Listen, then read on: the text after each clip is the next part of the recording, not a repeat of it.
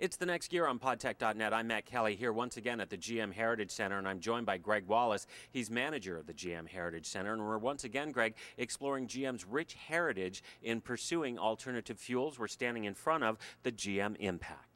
This has been a concern of General Motors, and they've led the way for years in alternative fuel vehicles. This is Impact number 1, which led the way for the EV1 in the early 90s, and it's electric vehicle that became very popular.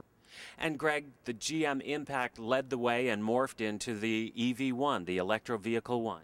Absolutely, and this is EV1 number 1 that GM has retained. It's a full electric vehicle.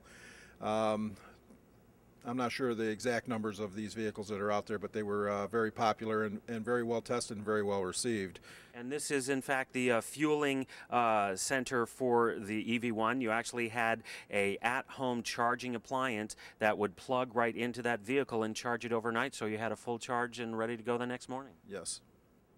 And Greg, it's just such a pleasure to be here and take a look at all these alternative fueled vehicles that General Motors has, including the Hydrogen 3, examples of their fuel cell technology. Yeah, absolutely. It's a diverse collection of alternative fuel vehicles that we have in here.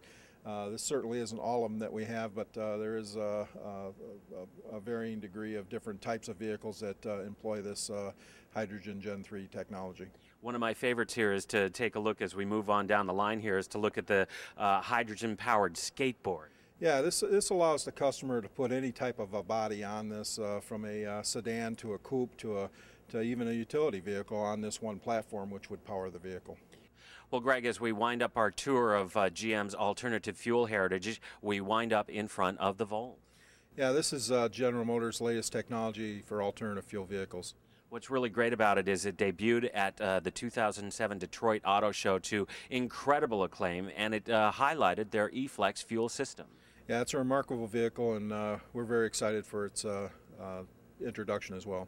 And we're looking forward to that introduction as well. 36 months, we're counting down, and we hope you, as our audience, will help General Motors make sure that they bring this vehicle to a showroom near you. Greg Wallace, what an absolute pleasure to have you on the podcast here today. We've enjoyed our tour of the GM Heritage Center, and we hope you have as well. For the next year, I'm Matt Kelly on podtech.net.